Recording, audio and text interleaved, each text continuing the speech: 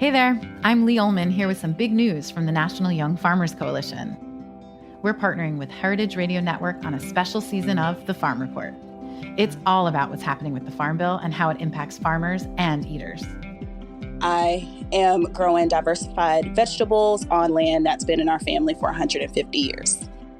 And so with the pandemic, gentrification, property values going up, we had to sell the land and we lost it. Join us as we uncover the untold stories behind this massive piece of legislation that shapes how we grow our food, what we eat, and so much more. The problems we have had, those are things that come from earlier Farm Bill and USDA policy, right? Like Earl Butts, get big or get out. You know, it's my responsibility to know not only what I'm eating, but then like how that all came to be. And realize like, wow, like this piece of legislation, all this money, like it's technically something that I support as a taxpayer. While Congress debates the next Farm Bill, this is not just an invitation to listen. It's a call to action. Be part of the conversation. Subscribe to the Farm Report on Heritage Radio Network, wherever you listen to podcasts. Hi, this is Greg Bresnitz, one half the host of Snacky Tunes. We have had the honor of being nominated by Taste Awards for Best Radio Show and Best Podcast. Please head to bit.do/STVote in order to vote for Snacky Tunes and other food favorites. Once again, that's bit.do/STVote. And a big congratulations to Heritage Radio Network for being nominated into the Hall of Fame. Thanks so much. We really appreciate it. Today's program was brought to you by Roth, Wisconsin, makers of the world's best cheese and pioneers in the U.S. artisan cheese movement. For more information, visit rothcheese.com. Hey everyone, this is David Tatashore, lead engineer and studio manager of the Heritage Radio Network, and I'm reaching out to ask for your support during our end-of-year fund drive. A contribution in any amount supports our weekly programming and our mission to make the world a more equitable, sustainable, and delicious place. Plus, you'll receive exclusive member benefits like monthly playlists, discounted event tickets, party invitations, and more. So, if you like good food and you love good food radio, throw a little dough our way. Make your gift at heritageradionetwork.org/donate. Happy holidays from all of us here at Heritage Radio Network. We talk about food, we talk about music, with musical dudes, finger on the pulse, snacky tunes.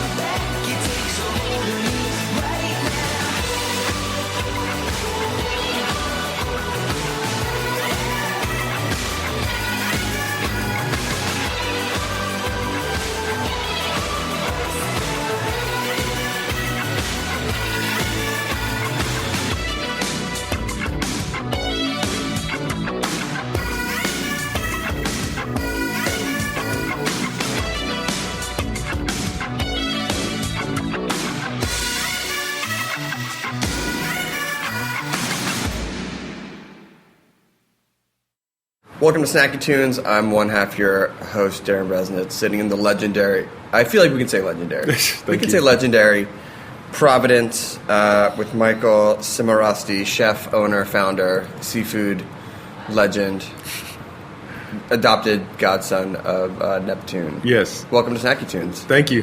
Thanks for having me. Thank you for having us here. So,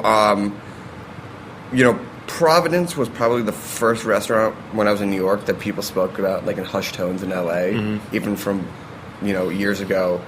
And, what it's been based on is seafood and dedication to the sea and all animals and things like that. But you built a career out of seafood. Yeah. What put you in that direction? When did that start? It started, I guess, like way back when we used to work at Le Cirque when I was a kid. The original Le Cirque on 65th Street. And define kid. Like 20, 21, oh, okay. 22. So not 12. Not 12. Not 12. But I wish I had started there when I was 12. I worked there for a while, started out on the grill like most cooks do, and then they moved me to the fish station, and I stayed there for maybe a year. And when I was there, once the chef trusted you, he would allow you to sort of like do your own thing. To a certain extent, there were menu items that were part of the static menu, but then there were also daily specials that we did, and every day we'd get some new type of fish, and the chef would allow myself and a couple of the other cooks to like come up with our own specials. So I started really like delving into things there, and then I moved out here. Initially, I was working at Spago, and then small little place. Keep your eye on that. Keep your eye on Spago. Yeah, Wolfgang, you might just make it one day. Yeah. He just. I hope. Yeah, I hope. Yeah, he's a hard worker. And then I moved to the Water Grill after that, and that was where I really started like intensely focusing on fish and seafood, and where I really sort of like learn the ropes, because honestly, like I think working with seafood while it's very different than working in a regular restaurant where you're dealing with more poultry and meat and stuff like that.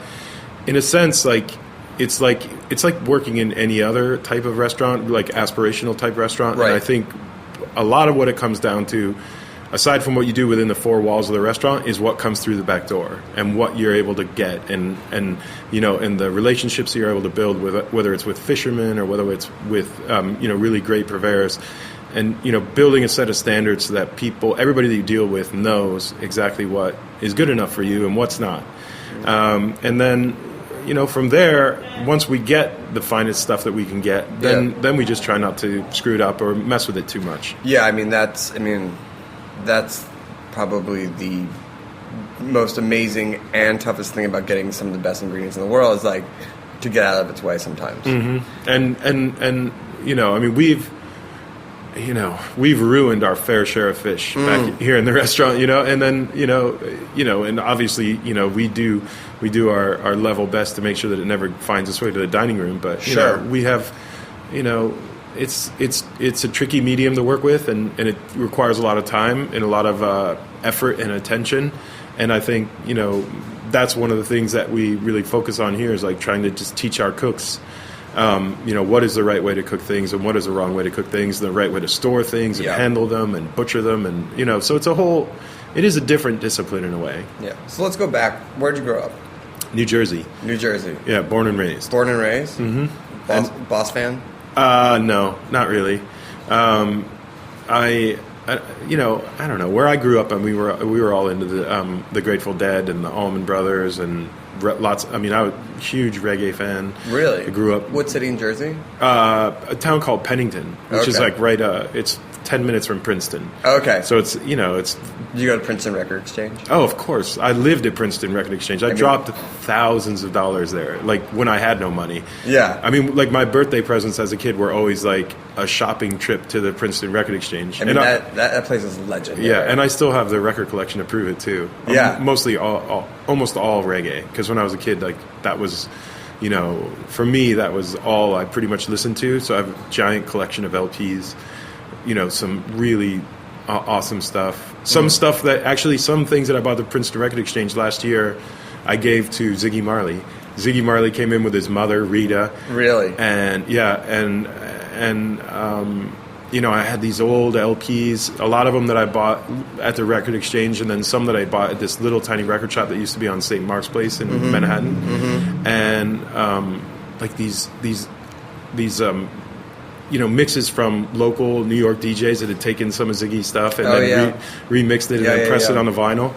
And I gave him like 4 EPs, and I gave him the Island Records box set of Bob Marley's 9 Island albums. That's amazing. So after he died, they remastered it all. They pressed 10,000 copies of these 9 records and put it in this beautiful box set with this, with this great pictorial sort of thing. Yeah. And there were only 10,000 made, and I've bought 2 of them now because I gave the first one that I had to Ziggy still factory sealed. And then I bought another one to replace it because he came in and I just told him how reggae really helped shape my upbringing and everything, and I brought those LPs and I said, look, I really want you to have these, and some of it he'd never heard. Some of those EPs that I bought in New York he'd never heard, and he was like, no, I can't take them. I was like, look, man, you have to take them. You have to. It would mean so much to me to know that you have these records in your home. That's so awesome. Yeah, it was very cool. It's amazing to find so many people who are now in this world of food and have that passion, who started with a passion for music, which I think is an easier thing to get into as a kid, as an art form, to be like, I love music, it's so fantastic, it's really awesome, and then be like, slowly progress into the kitchen and the culinary arts. Well, being it's a lot easier to be a music fan than it is to be a chef, And oh my God, it doesn't require much. No, but a good year and something, and something that you really have latched onto. Yeah. But there are a lot of chefs that are musicians, Yeah. Lots and lots. Oh my God, so many who are just. It's so funny how many now we see like the chefs who want to be up on stage and the guys up on stage who want to be like in the back of house. Yeah. So when did you start? So your grandparents were from New England? Yep. And was it, I know that Connie and Tens is inspired by their sort of like cooking and approach to food and things like that. So for you, was growing up and eating like that New England like style of seafood, was that just normal for you? Yeah, that was my, we spent our summers in Narragansett, Rhode Island with my grandparents, and we'd visit there all the time on holidays, and my grandfather taught me how to fish and gave me the love that I have for the sea. I really trace it back to him. And, so growing up, it was a lot easier to find the kind of food that we serve at Connie and Ted's when I was a kid, and it's a lot tougher now. And when you do find it, honestly, like nowadays when I go back there and I eat at some of the places that I ate at when I was a kid, I realize that I don't know if things have slipped or things have changed or, if the world is just a different place now. And so, I still like relish eating that food in other places, but a lot of times it's more for nostalgia's sake than anything. You know, not about the preparation and certainly not about the quality of the ingredients, but I don't know, when I was a kid, I think back then, 35 years ago, like we didn't have all these systems in place that we have now, and you know, it was more, you really had to have relationships with fishermen and that kind of stuff to get, you know, your pisser clams or your steamers or your, all of that kind of stuff, like, because there wasn't like, a value added product that was sitting in somebody's freezer that you could just go and get. Yeah. You know what I mean? And I don't know, it just seemed very different. There was more of a direct connection. There was more of a direct connection. And there was less restaurants, too. That's true. And I also feel like the food was just more... It was more...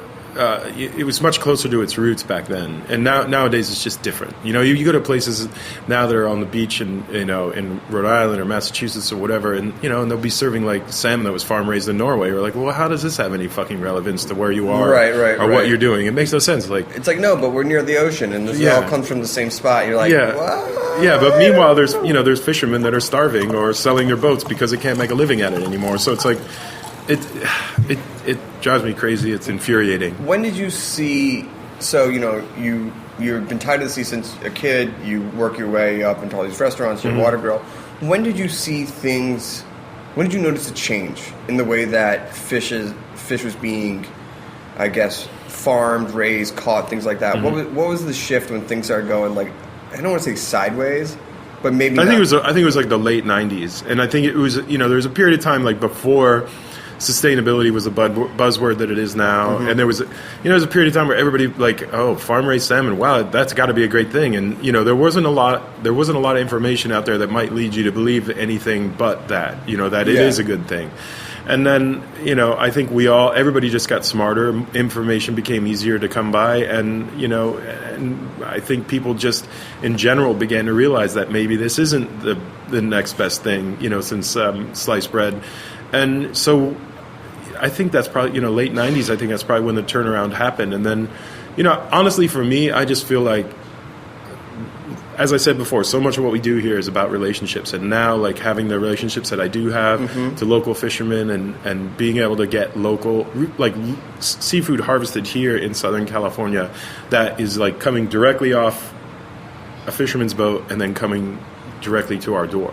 Yeah. That's something special, and that's important, and it's it's like traceable fish should be the future of wild fish. It may not be, we may never get there because it is very difficult to do it on a global scale or even a national scale. It's a very difficult thing to do, but I feel like that is the direction that the seafood industry needs to trend towards, because that will that'll ensure that all of these issues we hear about in the news on it seems like on a monthly basis about, seafood fraud and everything else will fall away, Yeah. So when you start thinking about opening up your own spot, which is now 10 years ago? Maybe almost 12. 12 years ago when you start thinking about it, did you feel that sustainability had to be a key part of opening the restaurant? Yes, but I didn't have like where we are now at the restaurant and how we buy, and is like light years from where we were back then. And I also had I was a kid and I was young and I was, I came from a French background and worked in France and worked at at the time anyway, one of the best French restaurants in the country, and we were always getting wild turbo and wild lute de mer and all these and we also served our fair share of fish from the Atlantic, but on the East Coast, but. That was what I leaned towards when I was younger. You know what I mean? Those kinds of fish. Yeah. And now I'm much more about trying to find great fish that's from right here in Southern California, or at least from, let's say, like Morro Bay south. Yeah. All right. Well, we're gonna take a quick musical break. Let's do that. What are we playing? What are we listening to? I don't know. Whatever the engineer picks. All right. We used to call it out, and then I realized that I could only remember the same 3 or 4 bands every time I got to this moment. So. Dave, whatever you want to play, I'm excited, but it was recorded live on Snacky Tunes here on heritageradionetwork.org.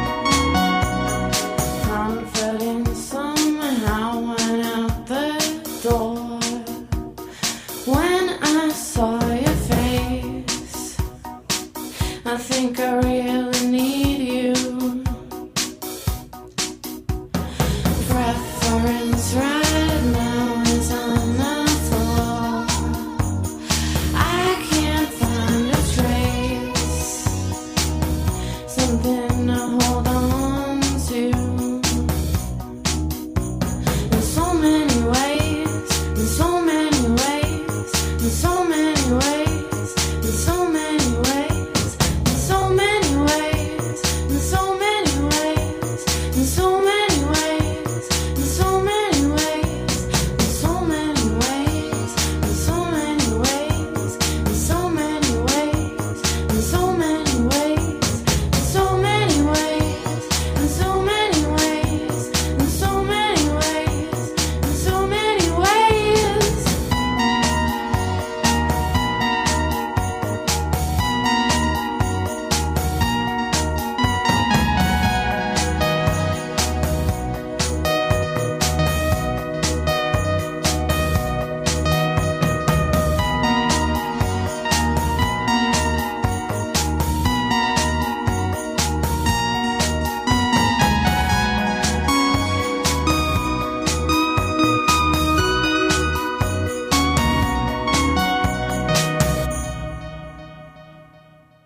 Welcome back to Snacky Tunes. I'm with Chef Michael Cimarusti.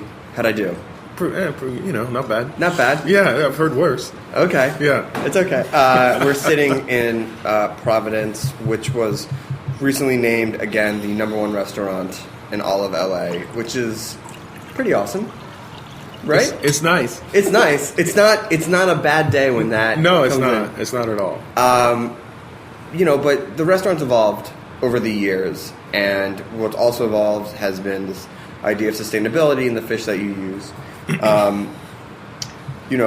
Especially as you've gotten more buying power and more notability, more people wanting to bring certain fish your way, and as you've gotten more aware of just focusing on the fish of the region with like the Dock to Dish program, can you talk about some of the fishes that you used to use, some of the fishes you use now, and your approach to working with local fishermen and like being part of that community and a champion of it?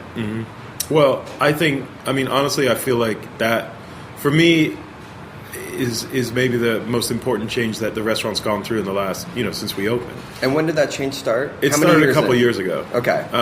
It was started in 2015, but I was talking about it with the founder of Dock to Dish back in Montauk, Long Island, since 2014. For those who don't know what Dock to Dish is. Dock to Dish is a subscription-based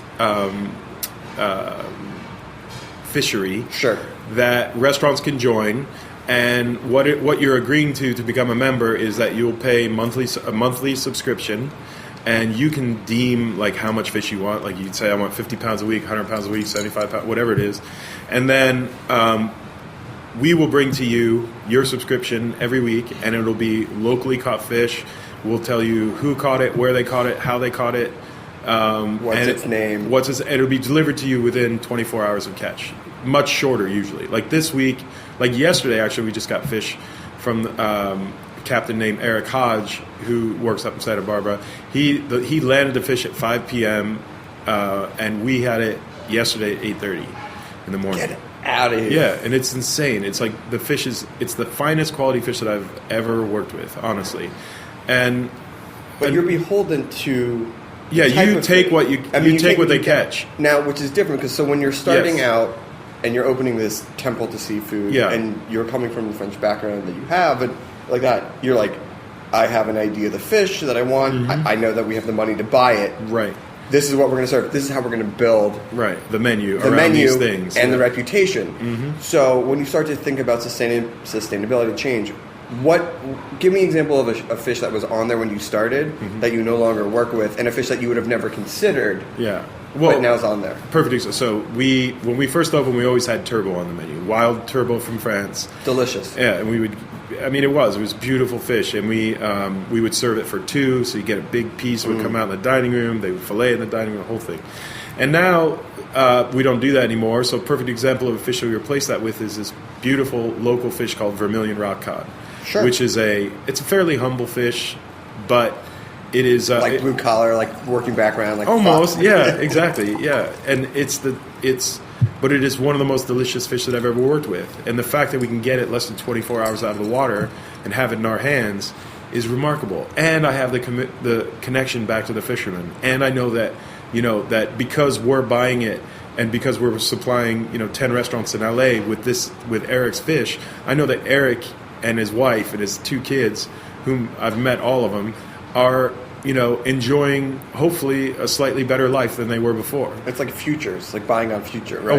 In a way. Yeah, I mean, he's actually now at a point where like we're creating, because Dr. Dish is now under the umbrella of Cape Seafood, the fish market that we own. Yep. So we're running Dr. Dish with the help of Sarah Rathbone, who is the West Coast founder of Dr. Dish, and we hired her at Cape. So now, if you're buying from Dr. Dish, you're also in a way buying from Cape Seafood, and you know what? I honestly the accolades of the restaurants accumulated and all that stuff, and Michelin stars, and I can honestly say that like I am as proud of the fact that like now we have 10 restaurants that are members of Dr. Dish that are, instead of buying farm raised branzino or farm raised salmon or some fish that was maybe flown in from the East Coast or Europe, that they're now supporting the lives of local Santa Barbara fishermen. Which sort of goes back to what you were used to when you were growing up. Yeah, with like the local connection and things like that. Mm-hmm. I mean, that's really what every sort of success in the change in the ecosystem and supply chain is, that someone with the buying power, the notoriety. Now, 10 restaurants is not a McDonald's level, but 10 restaurants it's important. It's important, but it's your name and buying power that's allowing a shift in the way that people approach where they get their products, and a change in the way that... Well, it's, you think about it, it's maybe a ton or whatever of seafood a week. It's not even, or a month. It's not even that much, but it's like, it's something. It's a start. It's like fully traceable fish. People are going to know exactly where it's coming from, how it was caught, all that stuff. And that is the model that we all need to like sort of work to get back to, and that's the model that existed long before, these giant industrialized systems to deliver us our food, right. And that's, bucking that trend, I think, is something that I think you'll see more and more of. And I'm really happy and really, proud to be a part of it. My question, I guess, is that because of what you've been able to do here, the small empire that you've been able to grow, that allows you the freedom to that, like, you have the luxury to say, I'm not serving turbo because I have my accolades, I have my notoriety, I know I can make a lesser fish shine. Mm-hmm. What about the restaurants that are not as well known, like in their ability to say, like, well, we need soul in the menu because but I mean, to me, I also feel like turbo is what it is because of the story, or Wagyu beef or Kobe beef is what it is because of the story, but the fact that a fish like Vermilion Rockcod is underappreciated doesn't mean that it doesn't have the same integrity and flavor and unique attributes that a turbo does. You know what I mean? It's only because I was enamored with that fish for so long because of where I came from and what I was taught. But now I've grown up and I've learned a little bit more, and I realize that just because something like a fish like the rock cod or black cod or any of the other species that we get from Dr. Dish, just because they're unappreciated and underappreciated and they don't have that same sort of cachet that a fish like turbo or Luna Mare has, it doesn't mean that it's not distinctive and delicious. And I also would argue that it doesn't matter if you don't have to be a restaurant like Providence to be proud of serving a fish like that, because at the end of the day it's about quality, integrity, freshness, and flavor. Yeah. And these fish, humble though they may be, they deliver on all accounts. So what is not to be proud of, honestly? And it's money going back into the Southern California economy. It's making the lives of American fishermen better. I just did a thing in D.C. Where I was invited to be a part of this coalition of chefs that were invited by the Monterey Bay Aquarium to go to the White House and do this event it was called the Champions of Change for Sustainable Seafood. Did you get to cook for the president? No, not at all. Never even saw him. But it was like this, it was a thing. It was fun. It was great. But there's a fisherman there from, actually he's from Rhode Island. His name is Chris Brown. He has this great small company called Brown Family Seafood. Mm. And one of the points that he made, which I thought was, incredibly deep and profound, was the idea that buying American fish is a patriotic act. And I think that's so true. And with that's true of anything that you buy in the retail or wholesale setting. But to think of it in those terms, the fact that you're supporting American fishermen, that you're supporting small businesses, owned and run by Americans, or even if they're American immigrants to America, whatever it is, but it's fish that's being caught, under the auspices of, our nation and all of its regulations and all the controls that we put on our fisheries. It is a far better choice for anyone out there to, sort of like focus on buying American fish, because you know what you're getting, that it's controlled, and the big phrase in the sustainability world now is IUU. So illegal, unreported, and unregulated. Mm-hmm. And there's a ton of fish that's imported from other countries. And not just fish, there's other like the shrimp and all the other stuff like that. Right, exactly. When I say fish, I mean that whole thing. But IUU, illegal, unreported, unregulated. And if you're buying American fish, you can assure yourself, for the most part, that the fish you're bringing home has not been caught under any one of those three sort of circumstances. Now, part of what it seems like beyond just actually doing it and bringing the fish is like telling the story. Mm-hmm. So it's like education and marketing in many ways and things like that. And I know with Cape Seafood and Provisions, there's you hear a lot about like artisanal butchers and like local butchers, and that's the thing. But this is a fishmonger of the same way that you want like your local, let's say, meat hook in Brooklyn or something like that. So have you seen, now that you've opened it, a shift in the customer and like people coming in and being like, I know now about the fish, I'm going out and spreading the gospel? Like, have you seen people being able to come not just to the restaurant but to go buy it, cook it at home, and the change with like spreading it that way? It's like you can. Yeah, it's been great, and we sell the idea at Cape is that, the fish that you've enjoyed here, or the fish that you've enjoyed at Connie and Ted's, is for sale there in the retail setting. We buy from the same sources, same vendors, it's the same level of quality.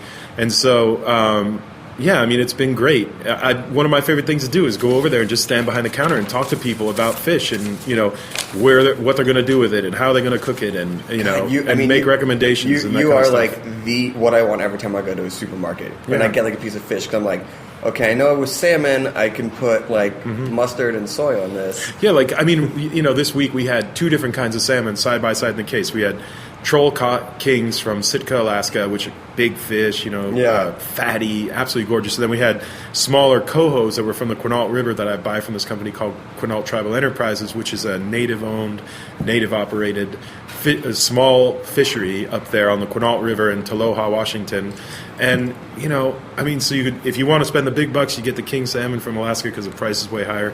Not that much, but a good bit. And then if you want to go smaller, you get the coho, and you've got like two beautiful fish harvested both in the United States, and just perfectely delicious, And then we also have that rock cod there. We have, last week we had swordfish that came from Dock to Dish, like 130-pound sword that came in the door hole that I had to go over there and like break down into steaks. It's just exciting and it's fun, and like the idea of knowing that all this stuff is harvested within a couple of 100 miles of Los Angeles proper, I think is it's exciting, it's different, and Jonathan Gold talked about it when he wrote about Providence recently, that the food tastes like Los Angeles, and I think that is, that might not be the goal that I had, like with all of this, and bringing in much more local fish. But if that's the case, then I'm happy about that. You know what I mean? Because there's no reason why LA can't have more of a regional sort of like flavor, and fish and shellfish are certainly part of that. Yeah, but what about and not to throw a corkscrew in it, but great for New York, great for the coast. How do you solve that problem once you get to the middle of America, like when there are no oceans, there is no local, you can't just go out to the Pacific, right? And the supply chain is like, well, if I'm going to get it from 2,000 miles away, why not get it from 5,000 miles away? How do you start shifting that perception and that supply chain? Yeah, that's the thing. Anytime you talk about like sustainable food systems, scale is always the question, right? And it works for beef because you can have local beef in the middle of America because you just need a pasture. But how do you apply that to the same thing where you actually need a body of water? Well, the bottom line is you're going to have to ship things. Sure. You know what I mean? You're going to have to. FedEx can get you anything in 24 hours. At least that's the model that they built their world on. So, I suppose that's the answer. But then, people also argue about the sustainability of flying fish from coast to coast and that kind of stuff. Sure.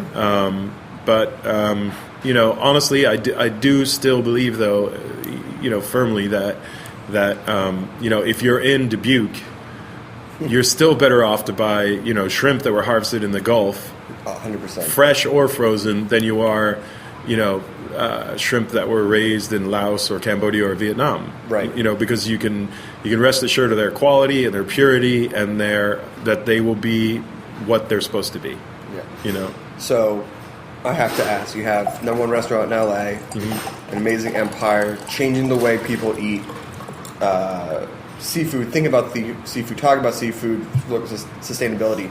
Where do you go from here? What's next? Like, is it just get bigger, or? I don't know. I mean, right now, I'm spending a lot of time focusing on Cape Seafood because we have just hired Sarah and taken on the whole Dock to Dish thing. So honestly, what I really want to focus on that. I really want to focus on on building what we've started, with Dock to Dish and trying to really promote more local seafood and certainly wild seafood. And I don't know. I feel like it's probably more relevant than what I'm doing within the four walls of the restaurants. And because you can accomplish whatever in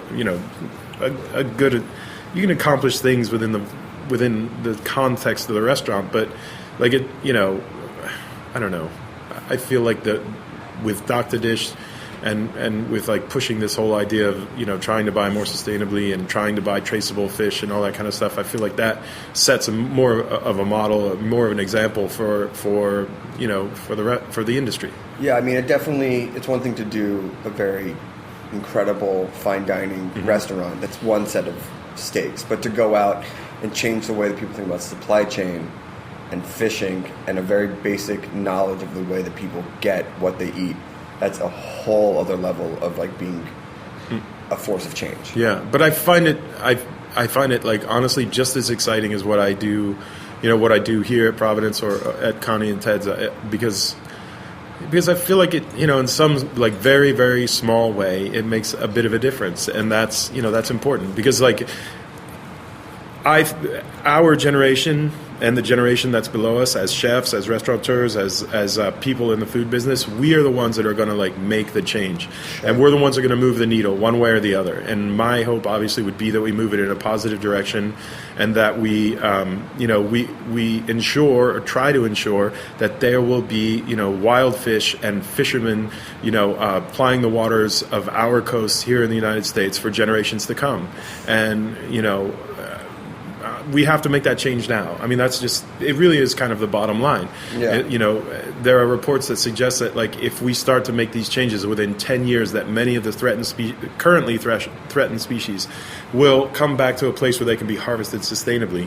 And so, I mean, that's an important goal. And I want to be a part of helping to ensure that is what actually takes place, as opposed to moving the needle in the other direction. And with this current administration that's just been voted in, I feel like we're at in terms of environmental policy and on a much larger scale than just fisheries, but environmental policies with regard to climate change and will also determine our course and our path for the next generation, because we don't do more if we don't stick with the Paris Accords and do more with regards to climate change. Rising sea temperatures and ocean acidification will threaten the very existence of everything that lives in the sea. And once you start to mess with the foundation and you do irreparable damage to the food chain there, which there's starting to be evidence of due to ocean acidification and rising sea temperature, then everything is at risk. And so, you can protect species with fisheries management and regulation all you want, but if you don't do something to ensure that the sea itself remains a healthy place and a viable environment for species big and small, then you're really fucking with everything. You can say you're fucked. Yeah. And I just was reading in the New York Times, I think one of the people that he's putting up for Secretary of the Interior is Sarah fucking Palin. Could you imagine the hell that she would wrought to this earth if that were the case? I mean, she is putting up the guy who wants to work for the EPA as global climate change denier. Yeah, half the people that he's putting up are all from the fossil fuel industry.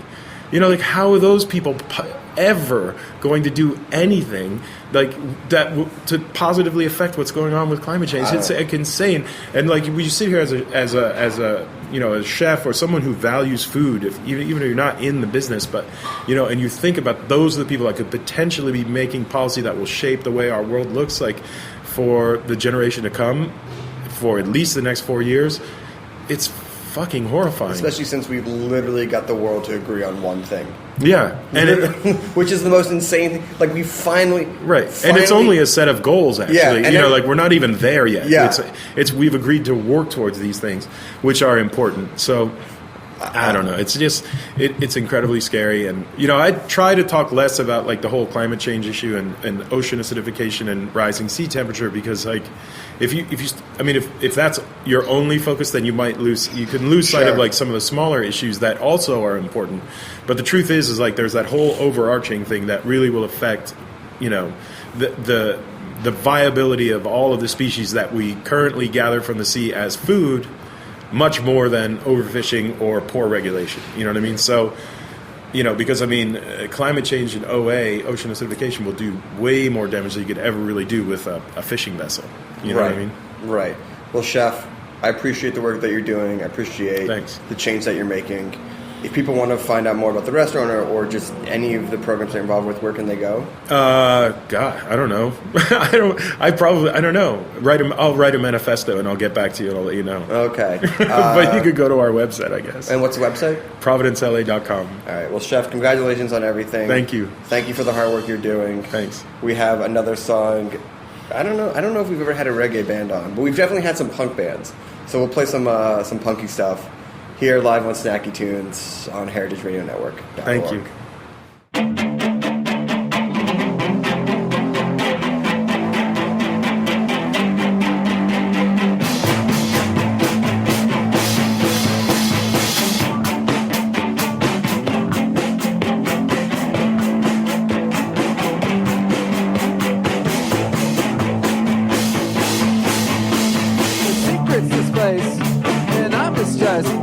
I got something growing out my neck. It's the other head. The skin upraised, it's cracked and dry, and it's not so perfect, and it's not so perfect on there. On the other side, when I look at you, it's like you're staring back at me. When you find yourself, it seems to happen naturally. Always standing in the train cashing line. I think I'm waiting too long. Said I'm waiting too long. I said I'm waiting too long. Then he said that I'm always by your side, and that I'm not that perfect, and I'm not that perfect, and I'm not that perfect. When I look at you, it's like you're staring back at me. When you find yourself, it seems to happen naturally. When I look at you, always waiting, it's like you're staring back at me. When you find yourself staring into the wondering eyes of the other head. When you think to yourself, think of yourself. When you think to yourself, do you think of yourself? When you think to yourself, waiting, I'm watching. Do you think of yourself? I can see from behind. When you think to yourself, look at me, don't look at them. Do you think of yourself? Deeper inside. When you think to yourself, think of pontificate. Of yourself. This grandeur. When you think to yourself, disciples are suffering. Do you think of yourself? Always simply do you think of yourself? When you think to yourself, do you think yourself? Do you think of yourself? When you think to yourself, think yourself. Think yourself. Do you think of yourself? Yourself. When you think to yourself, think yourself. Think yourself. Do you think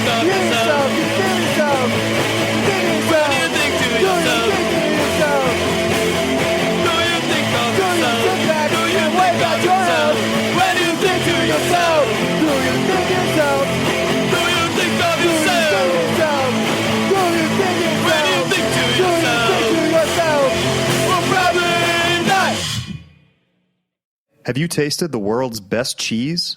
Grand Cru Surchoix is the 2016 World Cheese Champion. Our partners at Roth, Wisconsin make this gorgeous Alpine-style cheese in the rolling hills of Greene County, Wisconsin. Grand Cru Surchoix is produced by hand in Swiss copper vats and finished by aging on spruce planks. The quality milk and careful craftsmanship bring out the award-winning light floral notes, nutty undertones, a hint of fruitiness, and a mellow finish. Perfect with Riesling and Muscat, Grand Cru Surchoix is a guaranteed hit for any occasion. Check out their other offerings at rothcheese.com. You'll discover Buttermilk Blue and their newest release, Prairie Sunset, the golden-hued love child of Mimolette and Gouda. You'll also find recipes like the raclette Reuben and tomato tartlets.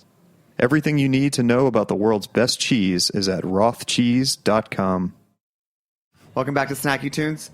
We have Chris from Pop Etc. How are you? I'm great. How are you? I'm good. I wanted to read a quote that you said and read it back to you. Quoting myself. I'm quoting yourself. Okay. We spent so long writing the new record, not knowing. In the end, what made it come together was distance. Experienced a lot during the making of the record. It's a souvenir of that period of time. Really fitting for what you would say is a 4-year process of putting this record together.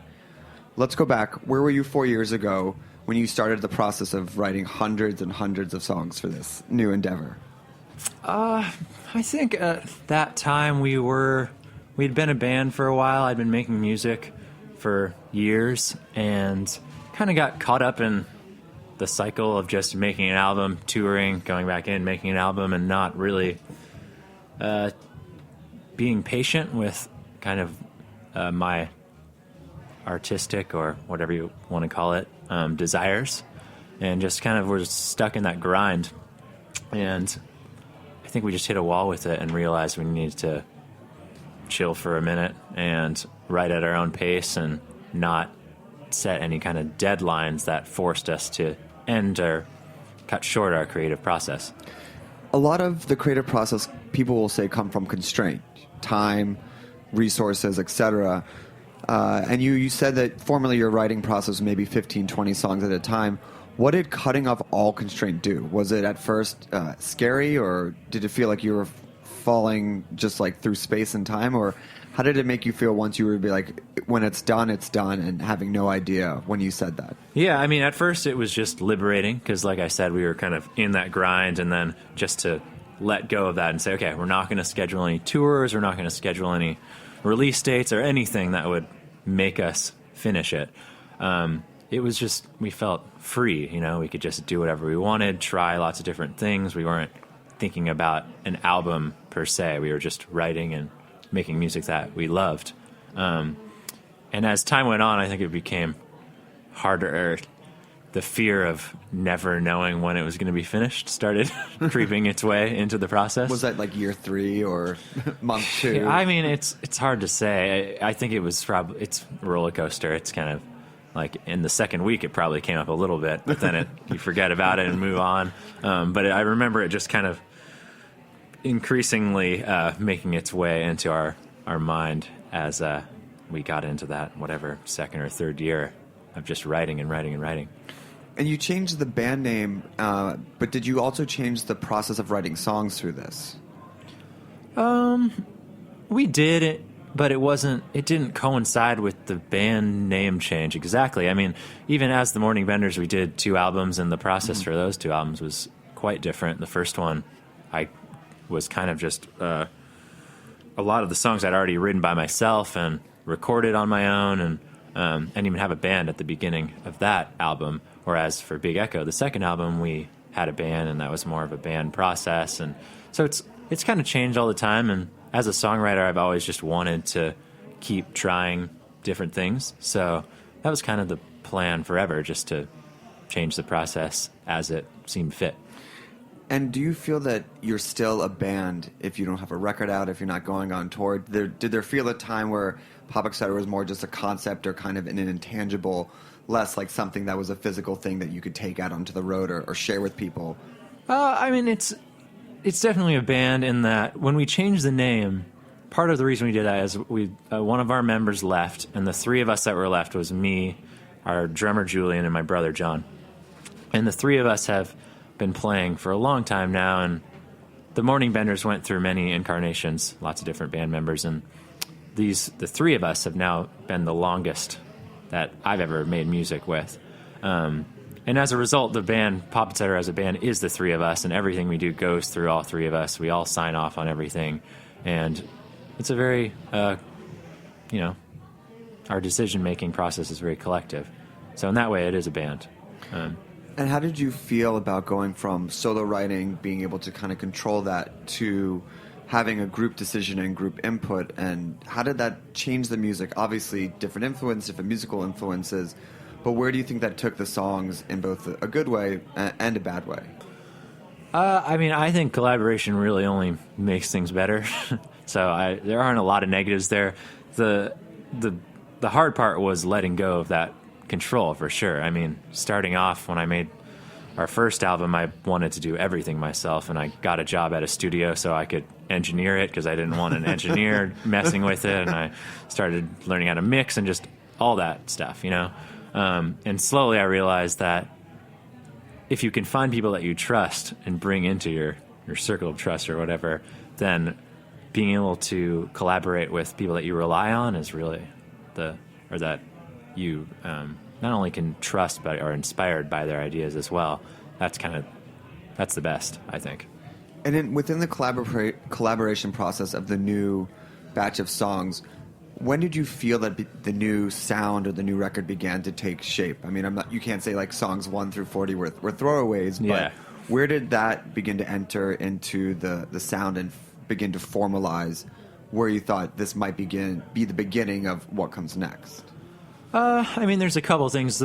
One of the aspects that brought it together was really just writing a ton of songs and then listening through them, kind of revisiting them every few months and being like, okay, there's like a certain strand that's running its way through this song and this song and this song, and they weren't even necessarily written close to each other, The Souvenir has songs that were written like 3 years ago and some that were written a year ago, right before the album was released. So that it was kind of gradually being figured out through all the songs we were writing. The other thing that really kind of made the album more cohesive is I do a lot of the writing and demoing on my own, and when we start kind of earmarking songs to say like, okay, this might make sense for the album, then all three of us get more involved and we start fleshing them out and going to the studio and recording everything, and at that point you start hearing all three of our personalities imbued in the song, and that kind of started making the album come together. Does that make sense? It does. Can we hear a song? Yeah, let's do it. What are you going to play first? Songs. Yeah. I'm going to do a song called Vice from our album, Souvenir.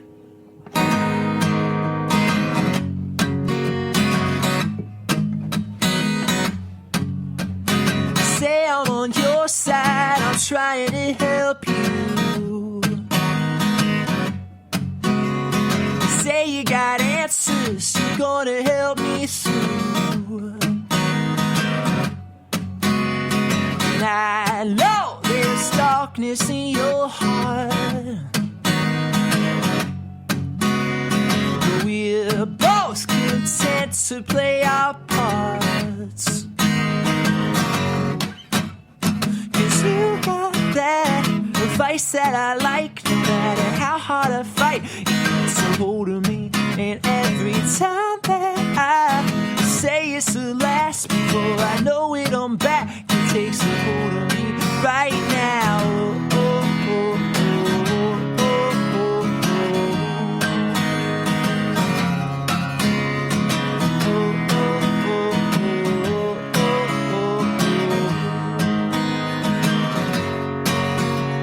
I could give it all up, see I made up my mind, but there's something in my blood that makes me cross those lines. And I know there's darkness in my heart too, but we're both content to play our parts. You got that advice that I fight, it takes a hold of me. And every time that I say it's the last, before I know it, I'm back. It takes a hold of me right now.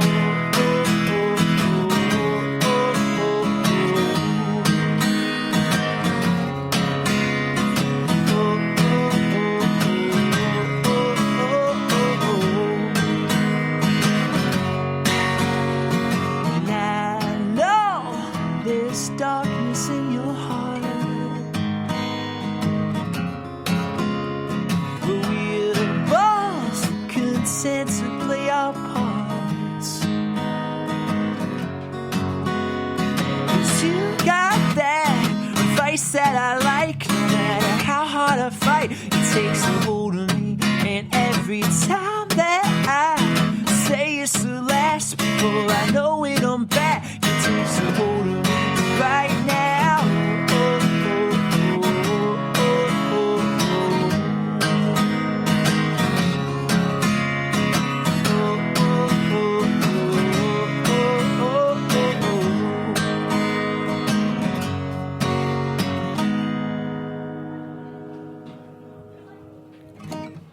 The video for Vice is pretty food-centric.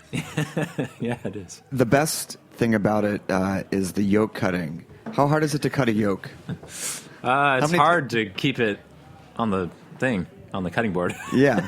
I mean, how many takes is it to get the yolk in the way that you wanted it? How many takes? Yeah. While I was making the dish? Yeah. I mean, when you're cutting it for the movie or for the video, we're just trying to, we kind of cheated it. You know, we're trying to just get the right angle. When I'm doing it for, fried rice or something, I usually get on the first try. What is the inspiration behind, I mean, the song, lightly lines up with it, but what was the inspiration for the food theme and the cooking and the disappearing meals? We were thinking a lot for what the video for Vice could be, and the song's about, addiction or having vices in your life. And there's a lot of those things that kind of come to mind that a lot of people have problems with, like drugs or alcohol or whatever. And we just thought it would be not only cliche, but not really capturing exactly what we wanted to capture in that song if we were to do something like that. Because what I was thinking about with Vice and with a lot of the songs on Souvenir is that you can really have an unhealthy relationship to any kind of pattern of behavior. And so that goes for things that you think of as wholesome, like food, eating, or exercise or something. There's lots of things that you can get addicted to that on the surface are healthy, good things, or necessary things like food, and take them to a unhealthy extreme. So we kind of wanted to show that. You talk about being addicted to writing music. Is that unhealthy? It can be, yeah. In what way? In that I have a sense of happiness and fulfillment that kind of hinges on writing songs and being productive with music. And I hold myself to a pretty high standard. So often, like, if I don't write a song for a day, I'll feel like I wasted the day, which isn't necessarily true.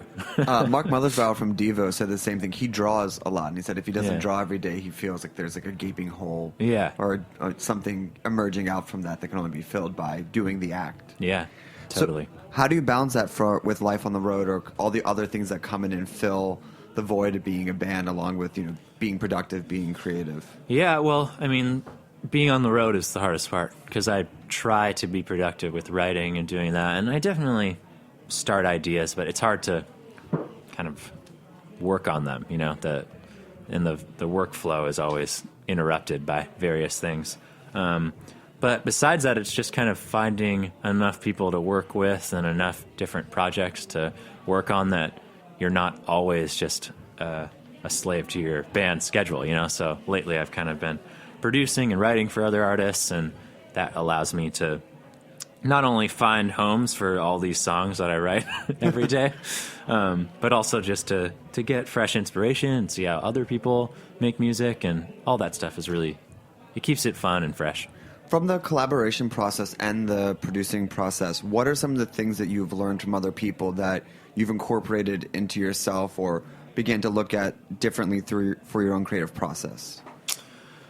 Oh, I mean, everyone I work with is so different. So, and now I've taken all the parts that I liked from different people's projects. So I'm a Frankenstein of everything I've worked on. But I don't know. I mean, seeing how certain like engineers work in the studio that are very mathematically minded and how they're honing in on certain sounds and making sure that this buzz isn't there, or the way an acoustic guitar sounds isn't, or the way that an instrument actually sounds in the space is captured to the tape or hard drive or whatever, however you're recording.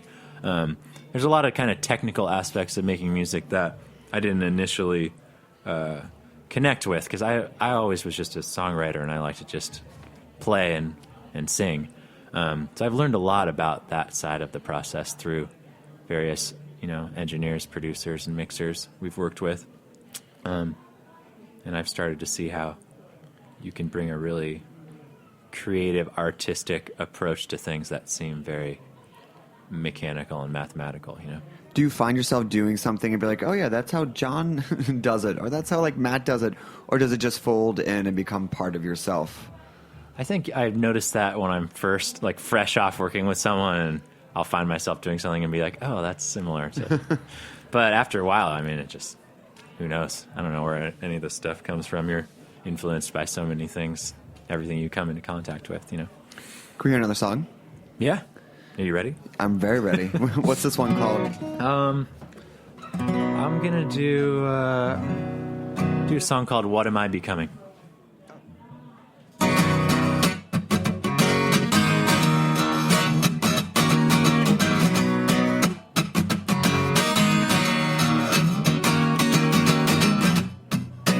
Play a little rough, but I never knew you were after me. And even when I'm alone, I feel like somebody's watching me. I couldn't smell the smoke, and now I watch the flames. I couldn't push myself to quit. Oh, this dangerous game. There's a reason people die out here. I can't keep living this way. I can't keep living this way. Oh, I've been running so long. These shadows start to feel like home. Oh, I know it's backwards. Been scared so long. Can't recall what I started running from. What am I becoming? What am I becoming?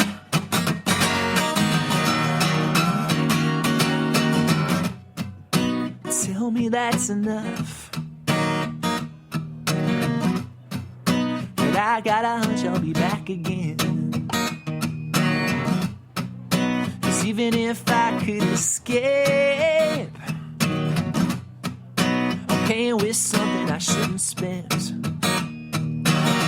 I couldn't smell the smoke, and now I watch the flames. I lock myself out here again. Oh, this fruitless game. All these people are gonna die out here. I can't keep living this way. I can't keep living this way. Oh, I've been running so long.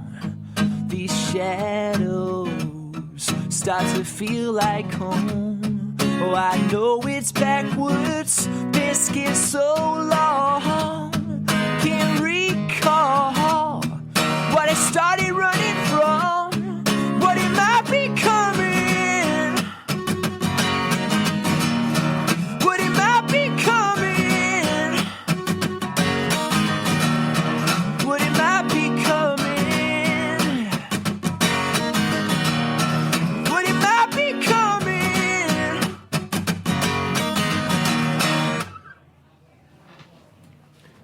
For the new record, you built your headphone cave. Can you explain what that is? We needed a name for our studio and in our apartment, and no one can see air quotes on the radio, but studios kind are of a studio. I mean, studios They're changing all the time. Yeah, loosely That's a loose defined. term. But we had a studio in 2 different apartments that I've lived in now. For Souvenir, it was the same one for the whole time, but I moved recently. And we often got noise complaints, so we were all 3 of us with our headphones sitting around the computer. That's why we called it Headphone Cave. And what was the setup there? I mean, like you said, studios are so different now. I mean, a laptop is a studio, so what did you do to maybe take it a little bit out of the air quote realm? Yeah, I mean, I started recording on my laptop on the road, and that's kind of what got me into that again, because I'd worked at a studio before, but that was always kind of with all their gear, and we recorded our first couple albums to tape, so I learned engineering and that sort of thing from a more analog perspective. So when I started recording on my laptop, it was just a matter of getting back to some of the gear that introduces a more natural or chaotic element to recording. So that meant like getting more instruments that we could record and play. I got a piano for our apartment that we recorded on, and some old mics and a couple of pre's and compressor, a bunch of synths. So was this one done on all laptop, or did you move back to tape for this one as well? We did it all on computer. It wasn't a laptop, but yeah all computers. Yeah, I mean, there's a certain freedom to that we really like now. With tape, I love the sound of tape. I love the kind of natural compression that you get from hitting tape. I don't like the process of recording to tape. It's horrible. It's so slow. Anytime you want to edit something, it's this whole to-do. I like being able to move quickly, and if you have an idea, not be slowed down or paralyzed by the way you're recording. I mean, it goes back to the overarching theme for this of no constraint. Yeah. Nothing self-imposed, just pure creative process. So to go back to where we started and following the strands, how did you begin to narrow down what became Souvenir? What were some of the more themes that jumped out along the way? And what was it that took you from the 4-year process to say, here we go, now I feel that I'm ready to become a more tangible form of myself? I don't know if I've made that decision yet, but none of us do. But whatever. As far as Souvenir goes, I spoke a little to this before, but part of it was finding the set of songs that the 3 of us all loved. So there were a lot of songs that I sent to them, and I was like, "Guys, this is the one. I love this. This is great." And they would write back, "Not really feeling it." Did you get the email? I sent it in an email. Yeah. Why aren't you guys responding to me? That happened a lot, and a big part of what made Souvenir, and what kind of, I feel like, drives our band at this one is the way that we all curate what we put out. So that was a huge part of it. And then thematically, there were definitely a few different strands of kind of, it's weird calling them themes, but kind of emotional content that was consistent through lots of different songs. There's a few different albums we probably could have funneled songs into. But there was something about the songs on Souvenir that all felt very close to us in terms of what we were going through at that time. And I think a process of, like, in the way we were making music for a while, as I talked about earlier, and we were thinking about this process as a different phase for us, we'd also just lived life longer, and we were thinking about our time together and what we had gone through the 5 or 6 years prior as a band. And will this process continue for the next record? Will it be another 3-4 years off of Unconstrained, or do you feel that you've now gotten to a new place where the writing process has evolved to the point where it is, at least in this time, something that you could stick to or adhere to, and it doesn't need to go out into the wild as much for the next record? I have learned from my mistakes, and that I won't promise that it's going to come out at any time. I don't know if it'll come out sooner or later or whatever. My guess... Sorry, record label, if you're listening. My best guess is that we do feel there's some momentum to the process that we started, and we've written a lot since Souvenir came out, and we had a lot of songs that we have written in the last couple of years that we've come back to and kind of reinvigorated. So we feel productive. Non-committal, but that's the most commitment that you can make. Yeah. Well, I want to make sure we have time for one more song. Yeah. Where can people find the record? How can people follow you? Do you social media? Yeah, we're all over all the stuff. Find us. We like talking to people on social media. That's kind of the best part of it. You have a good dialogue with the people? We do, yeah. And it's funny that a lot of artists or entities on social media do not. Yeah. So, I feel it's like the easiest way. I mean, I'll put it another way. If someone takes the time to, it doesn't just to like you, but to write you a letter, how great is that someone took the time to do that? It's amazing, yeah. And I always encourage, like, people will write us stuff about how they use this song in, like, their wedding or some event or whatever, and I'll be like, take a video. Show. Like, I want to see more of that stuff because that's the side of things that that really motivates us to keep working, seeing that our music's connecting with people, and we don't get to see any of that really if it wasn't for social media. And I couldn't agree more. I think like having a dialogue is the best part, especially if you're in a van for 12 hours. Yeah, it really helps. We want to thank Providence for being on the show earlier, and if you have a moment, please vote for Snacky Tunes for Taste Awards, Best Radio Show and Best Podcast. Voting closes on December 20th. It's bit.do/stvote. This is the last show of the year. You are the last guest of the year. So honored. Thank you for doing this. We will Thanks be back. for having me. Thank you for being on here. This is a wonderful way. Process is such a good thing to think about going into the holidays, especially when we have all that downtime. Yeah, and New Year's. Got your resolutions coming up. Yeah. Do you have any planned? Can you pre-plan resolutions? I'm going to try to make less, start writing less, stop holding myself to unhealthy standards of... You just undid the whole interview. That is unfortunate. Yeah, but you guys don't know how insane I am. Oh, okay. With that. Fair enough. I want to just lead a more balanced, healthy life. Balance is good. Let's go. How about this? We'll go for balance. Yeah. Okay. Yeah? Okay. That sounds like a good one. Yeah. That sounds doable, better than any extreme. Yeah. What's the name of the last song you're going to take us out? I'm going to go, as we talk about the future, I'm going to go back in time. Oh, perfect. To an oldie for us, an oldie where I come from, called Excuses. Okay. Well, thanks for listening. Thanks to all the people who supported us this year and sent us nice notes. And as Chris encourages, please write us. We'll write you back. We got some time on our hands with the holidays upon us. And we will be back next year with a whole nother season of Snacky Tunes. Shout out to Darren and the whole family. And Chris, will you do us the honor of taking us out one last time? Okay. Here we go. Thanks so much.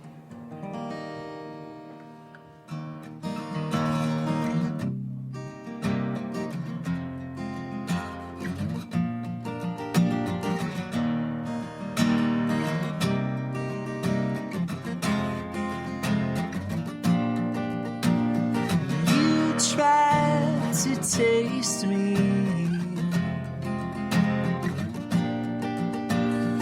I take my tongue to the southern tip of your body, where bones are too heavy to come up, squished into a single cell.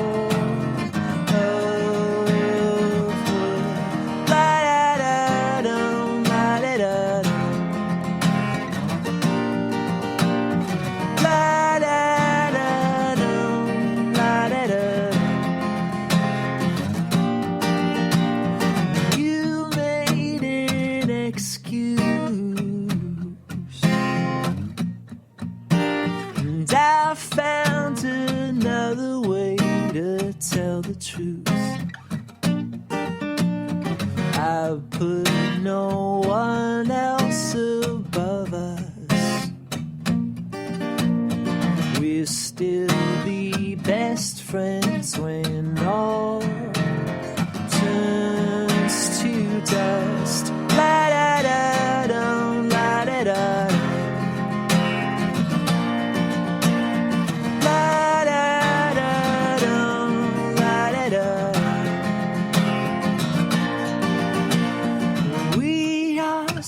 Smooth now. Our edges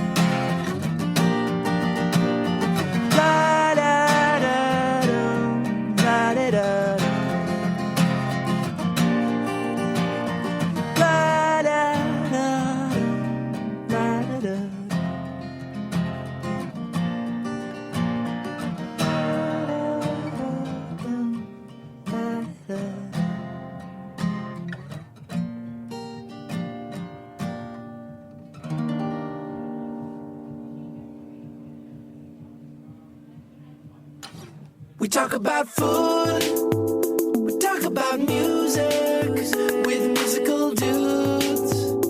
Finger on the pulse, Snacky Tunes. Thanks for listening to Heritage Radio Network, food radio supported by you. For our freshest content and to hear about exclusive events, subscribe to our newsletter. Enter your email at the bottom of our website, heritageradionetwork.org. Connect with us on Facebook, Instagram, and Twitter at heritage_radio. Heritage Radio Network is a nonprofit organization driving conversations to make the world a better, fairer, more delicious place. And we couldn't do it without support from listeners like you. Want to be a part of the food world's most innovative community? Rate the shows you like, tell your friends, and please join our community by becoming a member.